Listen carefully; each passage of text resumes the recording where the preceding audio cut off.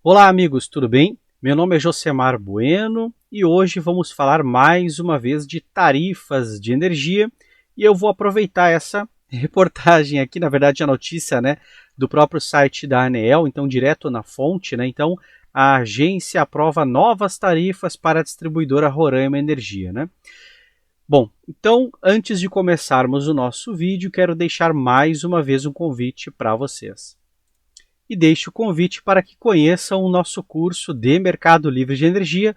O link está na descrição do vídeo, Então, aqui na página do curso você tem as informações todas, Então, tem um vídeo aqui também que explica o curso. Então, caso você queira visitar a página, pode assistir aqui o vídeo na íntegra e explicando rapidamente, então, aqui sobre o curso, Quando você adquire, você está adquirindo 32 horas de videoaulas, mais 30 horas de materiais extras, então são 62 horas de videoaulas, E se você tiver dúvidas, não tem problema, porque teremos aqui 42 horas de encontros online na forma de videoconferência, Então você vai poder conversar diretamente comigo, para tirar as dúvidas. E as turmas começam no dia 17 de fevereiro até o dia 23 de novembro, ou seja, ao longo do ano inteiro, em sábados alternados, Então, sábado sim, sábado não, das 9 da manhã às 11 horas da manhã. Certo, pessoal? Então, mais informações, deixo o convite para que conheçam aqui o nosso curso, não custa nada visitar a página, Aqui tem todo o plano do curso, Vou mostrar rapidamente aqui, ó, o conteúdo das aulas, todas as informações, então, aí na página, certo? Bom, e antes quero também deixar mais um convite para você. E se você quer acelerar os seus projetos, dentro do Mercado Livre de Energia, nós também trabalhamos com consultoria, A agenda ela estava fechada, agora já estamos reabrindo, para 2024.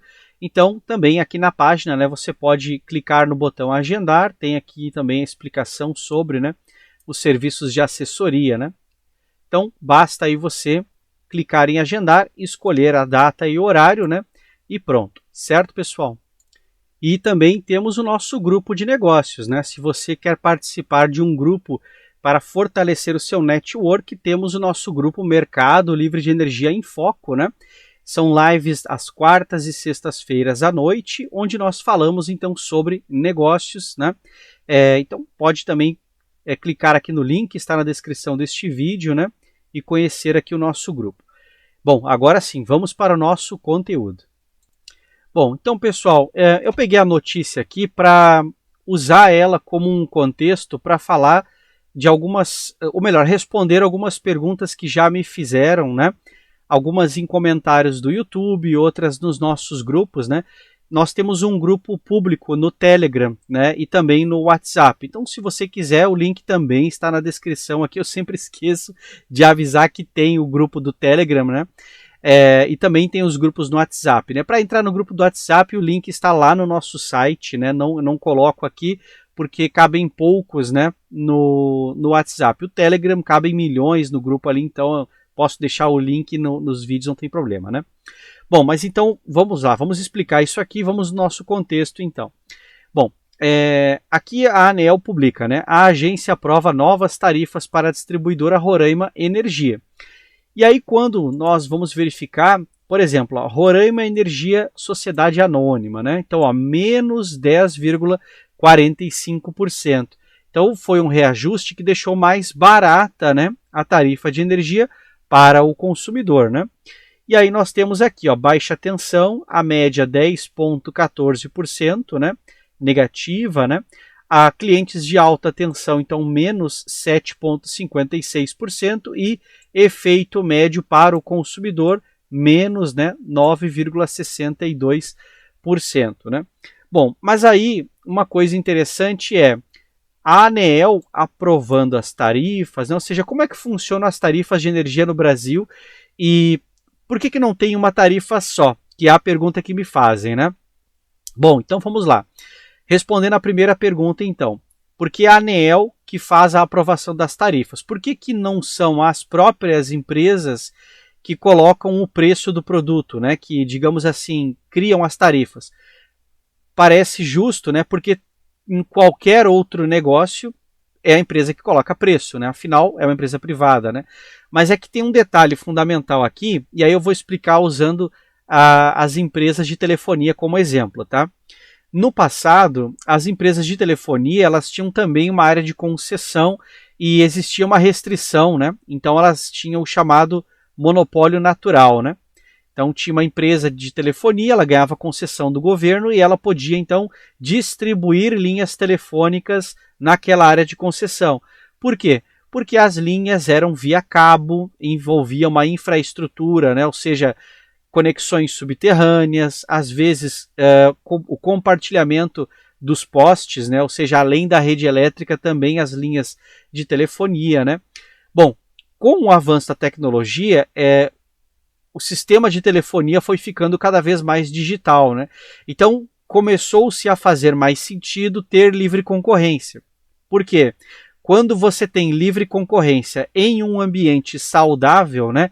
Um ambiente que tem uma certa regulação para justamente quando alguma empresa cometer algum crime ou algo ilícito, você tem a regulação ali para poder, né, corrigir o problema, né? Mas então, quando você tem livre iniciativa privada, você tem agora livre oferta e a tendência é que os preços caiam, né? Então nós tivemos essa revolução na telefonia, né? Hoje todo mundo tem um smartphone, você pode ter mais de um chip no telefone, ou seja, você pode ter uma linha telefônica da Vivo, outro da TIM, outro da Claro. São poucas empresas, mas vocês entenderam a lógica aqui, né? Bom, no setor elétrico, não dá para transferir a energia elétrica sem fio. E assim, eu tenho formação em física e eu posso dizer que sim, é possível transferir energia elétrica sem fio, tá? Não é segredo nenhum de Estado isso, só que a eficiência disso é muito baixa, né? Então assim, mas né, teorias da conspiração, né? Fisicamente falando e sendo bem honesto, transferência de energia sem fio tem uma eficiência muito baixa e custa muito dinheiro. Então, ainda faz sentido fazer a transferência de energia com fio, né? Então, é do jeito que é.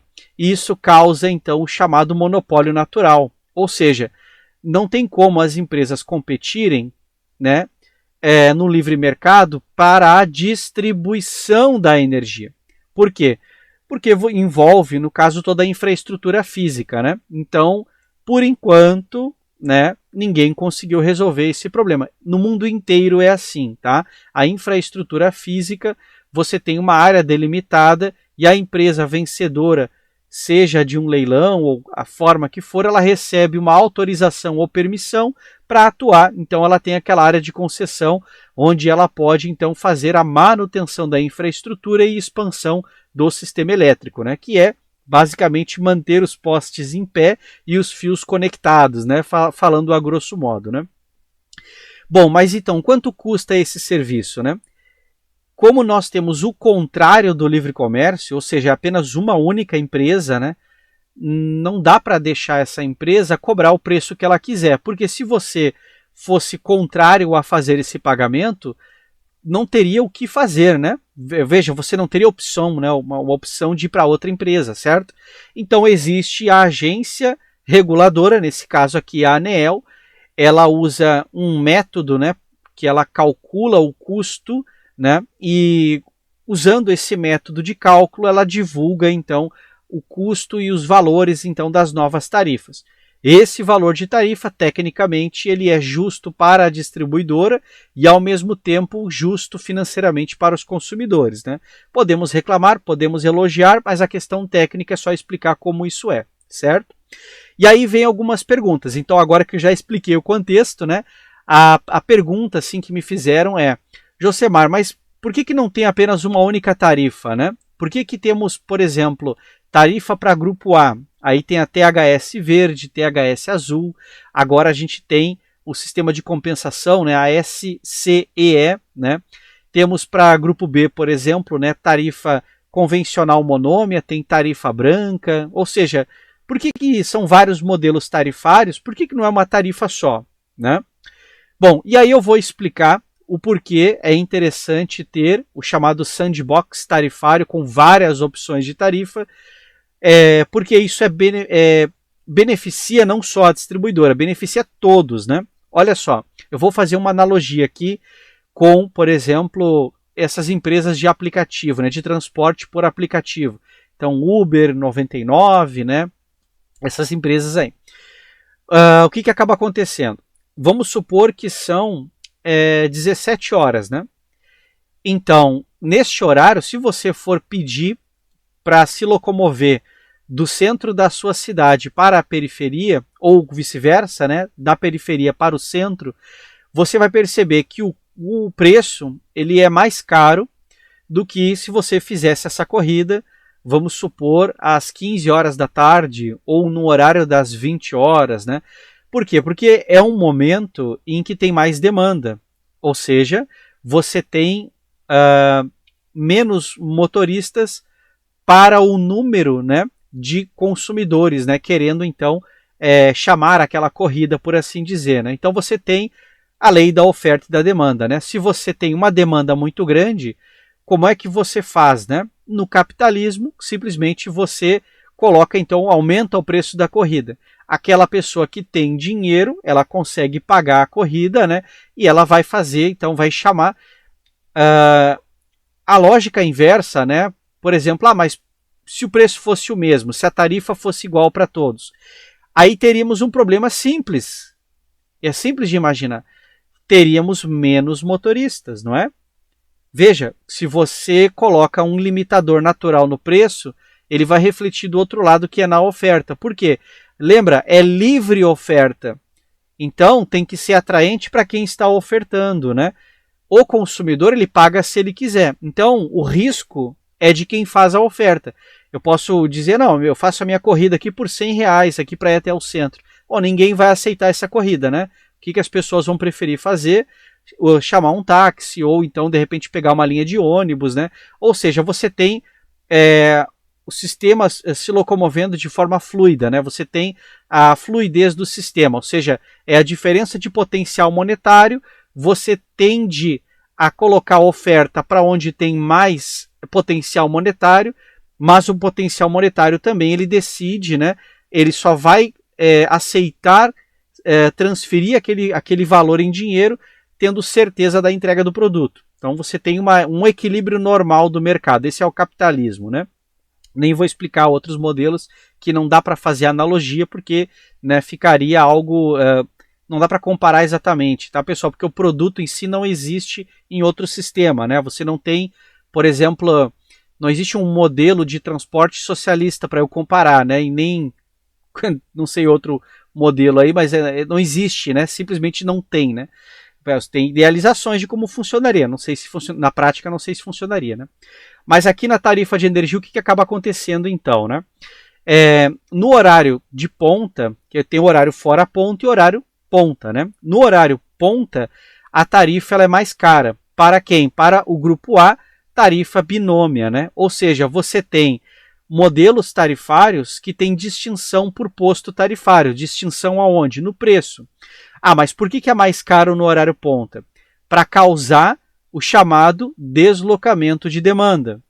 Por exemplo, se eu falar para você que exatamente das 17 horas até as 20 horas a energia custa o triplo do preço, você provavelmente vai evitar consumir energia neste horário, a menos que seja muito importante, né? Vou fazer outra analogia aqui. Tarifas de ônibus, elas são monômias. A tarifa sempre é igual. Não importa se você pega o ônibus às 6 da manhã, ou às 6 horas da tarde, ou às 3 horas da tarde, certo? Agora, se você pegar o ônibus às 15 horas, você até consegue lugar para sentar, né? Se você pegar o ônibus no horário das 17 horas até, vamos dizer, 19 horas, você tem mais pessoas querendo pegar o ônibus, certo? Se você colocasse uma tarifa de ônibus em que ela oscila, ou seja, no horário ponta a tarifa é mais cara, o que as pessoas iriam fazer, né? Eu sei que no comentário o pessoal vai escrever greve, né? Mas não é essa a ideia, né? Se você coloca a tarifa de ônibus no horário mais caro, desculpa, no horário de pico a tarifa mais cara, as pessoas que têm a opção, elas vão pensar, bom, eu vou então voltar para casa um pouco mais tarde, né? Eu vou deslocar a minha demanda. Eu tenho uma demanda que é o meu deslocamento. Eu preciso me deslocar, né? Eu preciso sair da empresa e voltar para casa. Eu preciso sair da faculdade e voltar para casa, né? Então você vai deslocar a sua demanda. Você vai deixar para fazer depois. Ou você vai antecipar a demanda. Ou seja, vou tentar sair mais cedo do meu trabalho ou da faculdade, né? Vou ajustar, ou seja, eu vou me adaptar, isso para quem puder, né? E aí sim, aí eu consigo pegar o ônibus pagando a tarifa normal, né? A tarifa, vamos dizer assim, fora ponta.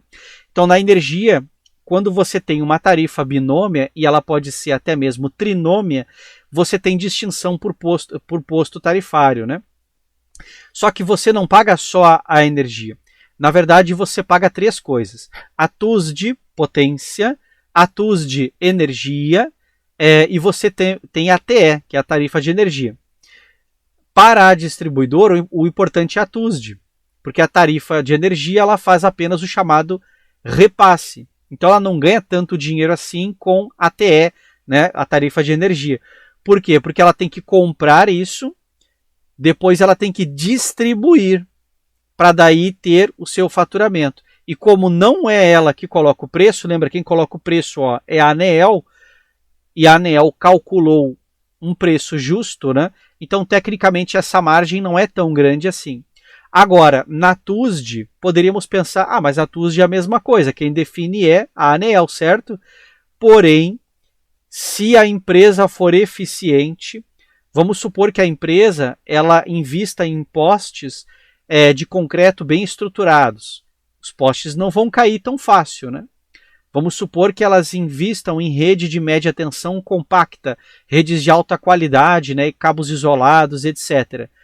Pode dar o temporal que for, não vai, digamos assim, balançar o cabo e dar contatos ali, né? A empresa investe em bons serviços de poda, não vai ter galhos caindo na rede, né? Ou ela faz um investimento em rede subterrânea, bom, aí é o auge do investimento, né? O Brasil não tem terremotos, então tecnicamente seria uma boa, né? Mas é caro. O que vai acabar acontecendo? Se a empresa tem uma ótima eficiência, o custo dela para manter a infraestrutura acaba sendo menor, né? Então, se ela tem uma boa administração, ela acaba tendo uma margem maior de ganho na TUSD. Então é aí que a distribuidora ganha dinheiro, né? Então ela precisa ter qualidade. Mas temos umas distribuidoras que nós sabemos que pecam pela qualidade.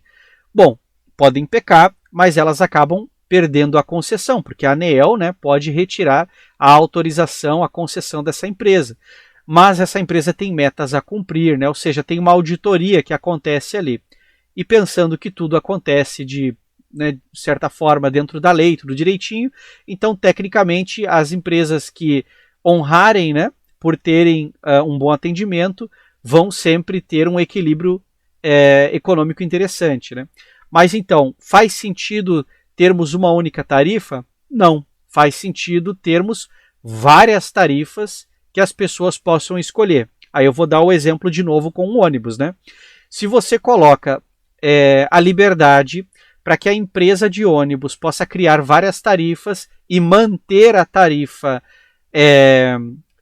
monômia, né, aquela tarifa que sempre é a mesma, na hora de pegar o ônibus, você pensa assim, bom, eu não tenho opção aqui, eu vou pagar então a tarifa na linha de ônibus, vou pagar a tarifa convencional normal e vou para casa. Bom, o ônibus vai vir lotado, porque muita gente vai querer aquela tarifa ali que é monômia, sempre é igual, tecnicamente é a mais barata, né?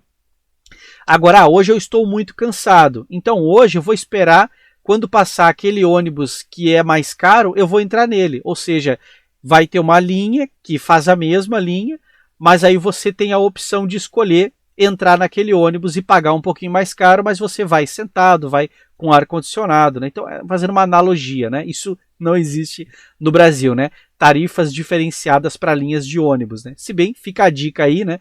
Essas empresas de ônibus poderiam implementar isso, é uma questão de conversar um pouco, né? Mas ok. O que acontece então? Se você está no grupo B, hoje no Brasil, basicamente você paga a tarifa monômia. Existe a tarifa branca também, que é uma tarifa trinômia. Ela tem 3 postos tarifários e não tem demanda, né? Então você paga mais barato no horário chamado fora ponta, depois tem o horário intermediário e depois tem o horário de ponta. O horário intermediário, ele é 1 hora antes e 1 hora depois do horário ponta. Então, se o horário ponta começa às 17 horas, o horário intermediário começa às 16. Depois, né, se o horário ponta acaba às 20 horas, o horário intermediário começaria às 20 horas. Né? Então, existe a tarifa branca para grupo B, mas ela não é tão vantajosa. Por quê? Porque no horário ponta, casualmente é o horário que as pessoas mais gastam energia, né? Porque é um horário, assim, que você está chegando em casa, você quer tomar um banho, né? É o horário ali que, para o grupo B, é o horário que mais pessoas estão usando eletricidade, né? Bom, mas por que ele existe? Porque tem pessoas, por exemplo, que trabalham no turno da noite, ou então elas têm uma rotina que faz sentido, então elas vão contratar a tarifa branca, por exemplo, para grupo B. E no grupo A, né, que seria a média tensão, tem a tarifa ouro sazonal verde, tem a tarifa ouro sazonal azul. Se você é autoprodutor, tem tarifa ouro sazonal verde para autoprodutor e azul para autoprodutor. Se você tem geração própria de energia, tem tanto para grupo B como para grupo A. Agora você tem o modelo de o sistema de compensação de energia elétrica, né? Que aí você precisa se informar certinho, né? Na hora que você for implementar o seu projeto de geração própria, converse ali com o representante comercial para ele explicar como vai ficar a sua fatura de energia depois, né? Porque tem todo um sistema de como os créditos serão cobrados, é diferente para grupo B e para grupo A, tá? Não vou entrar no mérito aqui, porque senão aí ficaria longo o vídeo, né? Mas então, respondendo à pergunta, né? Faz sentido termos várias tarifas e elas precisam ser opcionais para que nós possamos poder olhar para a nossa rotina e avaliar, né? Por exemplo, para mim a tarifa convencional monômia tá boa, não tem nenhum problema. Mas talvez para o meu vizinho, para ele seja interessante tarifa branca. Então ele pode escolher essa tarifa. Só que só tem essas duas, né? Poderíamos querer mais. Então poderíamos ter outros modelos, como tarifa pré-paga, com várias formas, né? Tarifa com microdemanda, onde eu pago uma pequena disponibilidade e aí eu pago uma tarifa de energia um pouco diferente. Ou seja, poderíamos ter vários modelos tarifários. Tomara que ao longo do tempo aí nós tenhamos, né? Tomara que o mercado evolua nesse sentido, porque é muito mais saudável. Quanto mais opções você tem, melhor, né? Já pensou se tivéssemos apenas um tipo de hambúrguer ou só um tipo de pizza, né? Não seria tão interessante, né? Então, liberdade sempre é bom, né? Liberdade econômica com responsabilidade, certo? E é isso, pessoal. Então, fico por aqui e deixo os convites, né? Mais uma vez para vocês. E deixo o convite, então, para que conheçam o nosso curso de Mercado Livre de Energia. E também temos a consultoria e também um grupo de negócios, né? Então, os links estão na descrição deste vídeo, certo, pessoal? Então, um grande abraço e até o nosso próximo vídeo aí.